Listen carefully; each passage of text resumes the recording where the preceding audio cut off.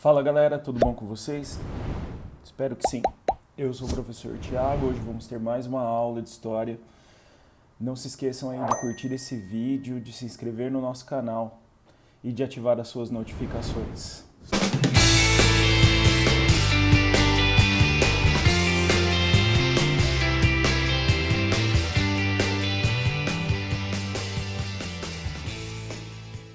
Nosso tema de hoje. Galera, hoje nós vamos falar sobre a arte barroca, uma arte muito importante aqui na Europa e também na América. A arte barroca, pessoal, ela surge no final do século XVI, ela ganha força no final do século XVI e marca ali um processo de decadência, tanto do maneirismo quanto do próprio renascimento cultural. A ascensão do barroco, pessoal, marca ali então a ascensão também de um estilo artístico extremamente sensual, emocional, né, e universalmente compreensível, de uma arte simples e muitas vezes direta para atingir ali o espectador de forma mais contundente. Então, podemos definir o barroco também como uma arte popular, uma arte das massas. É a primeira vez que a gente tem uma grande preocupação em atingir aí as camadas populares. Vamos analisar aqui o contexto histórico. Final do século XVI, pessoal, a reforma protestante já se consolidou em diversos locais da Europa e acaba influenciando ali os artistas, principalmente porque nós temos no protestantismo um combate à idolatria, o culto aí a imagens, então, né, e também um culto aos santos. Então, representações ali de esculturas, pinturas de santos, de mártires, são proibidas dentro do Renascimento porque é considerado ali, como eu disse, idolatria. Nós temos também no final do século XVI a consolidação da chamada Contra-Reforma, que vai influenciar muito ali na arte, tanto a Reforma quanto a Contra-Reforma, pessoal, vão marcar ali o fim das liberdades que o artista tinha até então. A igreja, pessoal, passa a influenciar cada vez mais nas obras. Essas obras são fiscalizadas, esses artistas são fiscalizados, muitos serão perseguidos, presos, torturados e até condenados à morte. E nós teremos ali uma rígida moralidade com relação à produção artística. Então, cenas de nudez ou que são consideradas indecentes ali com relação a locais santos são totalmente proibidas. Então, nós temos um excesso aqui de pudor, inclusive, algo que nós não tínhamos no Renascimento cultural. Muitas cenas de nudez, por exemplo, serão ali tapadas, serão cobertas por artistas nesse contexto em lugares aí sagrados ou com cenas sagradas. Dá uma olhadinha aqui, por exemplo, no afresco do Michelangelo, o Juízo Final, onde você tem ali os personagens com paninhos na frente ali sendo cobertos, as suas cenas de nudez, cenas feitas aí pelo Michelangelo. Bem, nós temos também uma fase de ascensão do absolutismo, onde a religião é um grande instrumento de poder tanto dos protestantes quanto dos católicos. É uma fase, pessoal, de expansão comercial e marítima, então a burguesia também está em ascensão. A expansão comercial e marítima leva ali a um processo de colonização da América e o barroco será utilizado nesse processo de colonização, é um dos agentes colonizadores. No contexto aqui histórico também a gente pode pontuar que a arte barroca é a principal expressão que nós temos entre dois surtos classicistas, dois surtos artísticos que glorificavam a arte greco-romana. Então nós estamos falando de uma arte que surgiu entre o Renascimento cultural e o neoclassicismo. Bem, barroco, pessoal, nesse contexto da Contra-Reforma, principalmente para os católicos, obviamente, vai ser um grande instrumento de combate à heresia.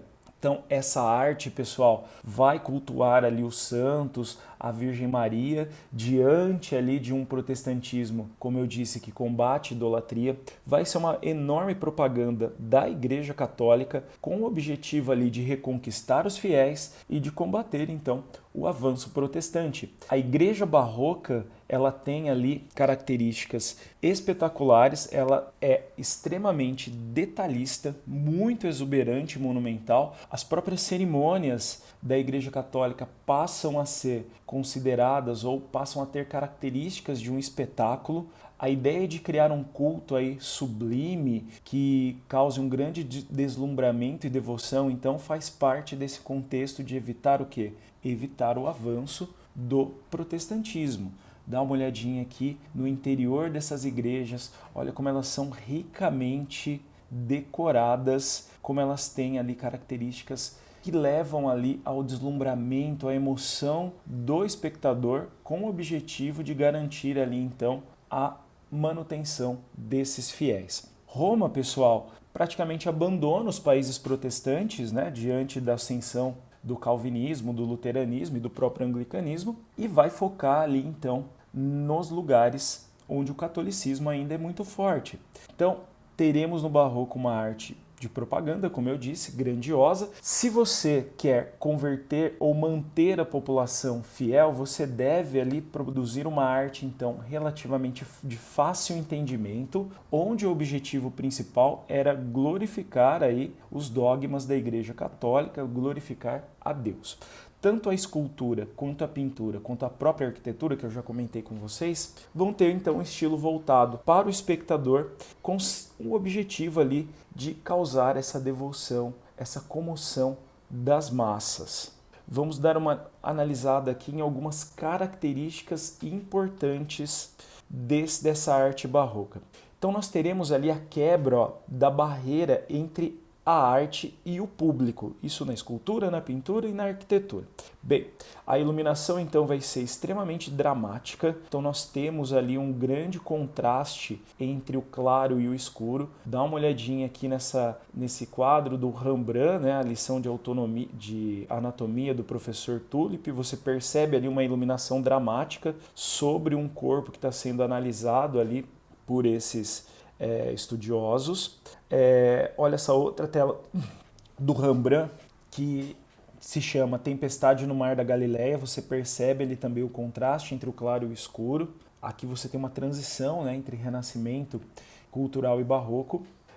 Muitos desses quadros você tem as figuras olhando diretamente para o espectador. Então dá uma olhada nesse quadro aqui do Van Dyck, onde o rei Carlos I da Inglaterra ele olha diretamente aí para o espectador, ele está olhando para você com a ideia de criar essa interação então entre público e espectador. Essa interação, pessoal, ela visa então garantir ali um forte apelo, uma forte sensação de pertencimento ali desse espectador. Dá uma olhadinha nessa escultura, você percebe que nessa escultura do Davi nós temos ele olhando fixamente para fora, né? Não faz parte desse olhar aí a própria obra, então ele interage com o espectador e mesmo ali com algo que está fora da representação. Você vê que ele está ali apontando, né? Provavelmente olhando para o Golias. Você tem, obviamente, um exagero, uma emoção ali muito grande nessas obras. Dá uma olhada nessa escultura do Bernini aqui também, que você tem ali claramente exposto essa ideia da dramaticidade da emoção. Galera, um grande nome aqui também que nós temos na arte barroca é o Velázquez. Olha a dama com o leque, como ela olha também aí para você, olha a hora para o espectador e ela dá uma sensação enorme de proximidade. Um dos quadros mais famosos que nós temos nesse contexto é o quadro As Meninas. Você percebe aqui que é inclusive um autorretrato do Velázquez, que está aqui pintando um quadro monumental, né, bem grande. Você percebe o quadro aqui no canto esquerdo. E é um quadro que retrata aí a infanta, né, a princesa que está no centro da obra. Você percebe que todos os personagens, eles olham para fora da obra, eles olham para você, essa é a impressão, mas se você observar a infanta ali que está acompanhada das suas damas de honra e de dois anões também, um dos anões está brincando com o cachorro ali que você está observando, eles na verdade não estão olhando para nós, para o espectador, eles estão olhando para o rei e para a rainha, o rei Carlos IV e a rainha Mariana. Como é que nós sabemos que eles estão olhando para o rei e para a rainha? Ao fundo da imagem, onde você tem aí a sala do ateliê do Velázquez, você tem um espelho e no espelho estão o rei e a rainha. Você percebe ali então que eles estão olhando para esses dois personagens que estão na obra refletidos aí nesse espelho ao fundo. Tudo bem? Podemos destacar também, pessoal, que o Barroco foi uma expressão importantíssima da arte aqui no Brasil. Nós podemos dividi-lo ali praticamente em duas fases. A primeira fase do século XVI e XVII, vinculado aí à produção açucareira, principalmente, à economia do açúcar. Então, Então nós destacamos as obras que são realizadas no litoral do Nordeste. O barroco, pessoal, teve presente aqui na colônia do século XVI até o início do século XIX. Só com a chegada da missão artística francesa é que nós temos ali realmente a decadência do barroco e a ascensão aí do academicismo, do neoclassicismo e também do romantismo. Bem, nós teremos uma adaptação, obviamente, do barroco europeu. Nesse primeiro contexto, pessoal, não há grandes investimentos na arte. Aliás, no período colonial, o investimento na arte ele é bem efêmero. Depende do momento histórico aqui para que ocorram maiores ou menores investimentos. E o grande destaque nessa primeira fase é a arquitetura, as igrejas barrocas, que tem ali um conceito bem simples de construção, né? A maioria não tem ricos detalhes, raras exceções de igrejas ali em Olinda, Recife, Salvador, nos Sete Povos das Missões, onde você tinha ali complexos mais bem acabados, com maiores detalhes, igual ocorria ali na igreja europeia. Bem, dá uma olhadinha aqui em algumas imagens, ó. Você está vendo aqui as igrejas barrocas do complexo dos Sete Povos das Missões, a igreja de Salvador, e nós temos ali também o interior ricamente decorado em algumas dessas igrejas ainda do século XVI e XVII, mas como eu disse, são exceções.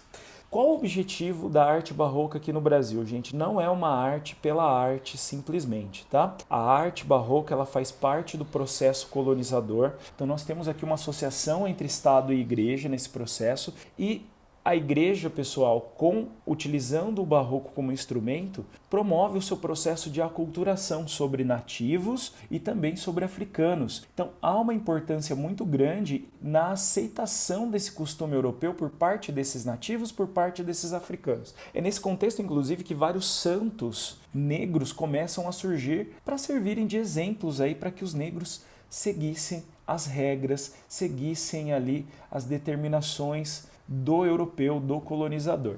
Bem, para que isso ocorra, então, as características do barroco que eu já disse para vocês serão utilizadas, né? Que características são essas? Uma arte didática, sedutora, dramática, extremamente exagerada. O auge do barroco no Brasil, gente, vai se dar no século XVIII, na região de Minas Gerais, e óbvio que está vinculado aí ao ciclo do ouro. Há um grande desenvolvimento econômico na região de Minas Gerais, a proliferação de cidades. Nós teremos características únicas desse barroco em Minas Gerais, por conta do próprio isolamento geográfico da região, uma área montanhosa, e ali nessa região foram proibidas as ordens religiosas. Então o que nós temos ali de produção artística está vinculado a irmandades, confrarias ou ordens menores, ordens aí formadas por pessoas leigas. Há uma maior liberdade, então, dos artistas na hora de buscar ali, por exemplo, soluções arquitetônicas. É um barroco, pessoal, chamado de barroco brasileiro, com uma enorme originalidade, onde você tem, por exemplo, ali as esculturas sendo realizadas em pedra-sabão e a arquitetura ali com contornos circulares, muitas vezes. Bem, Manuel Francisco Lisboa é o grande nome da arquitetura. Então, vamos dar uma olhada em algumas imagens aqui de igrejas importantes da região de Minas Gerais. Aqui nós estamos mostrando a igreja de Ouro Preto. Olha, igrejas com contornos arredondados, como eu disse para vocês. O Manuel Francisco Lisboa é o pai do Antônio Francisco Lisboa, mais conhecido como Aleijadinho, grande nome do barroco brasileiro, grande escultor, esculpia ali suas obras em pedra-sabão e madeira também. Você tem aqui algumas obras importantes do Aleijadinho. Notem aqui o interior, gente, das igrejas, como elas são ricamente decoradas, com muitos detalhes, com o objetivo de causar então essa relação mais direta com o espectador e de transmitir essa ideia de monumentalidade da igreja. Na pintura, pessoal, nós destacamos os afrescos aqui, que eram pintados nas paredes, então no teto dessas igrejas, realizados pelo mestre Ataíde, que tem características únicas também. O barroco é uma arte sacra, tá, pessoal? Mas aqui os artistas eles tiveram um pouco mais de ousadia. Você percebe, por exemplo, que personagens pintados pelo mestre Ataíde trazem traços de pessoas negras. A Nossa Senhora do Mestre Ataíde, por exemplo, tem o rosto da sua esposa, que era negra. Tudo bem? Galera, é isso aí. Espero que vocês tenham gostado. Até a próxima.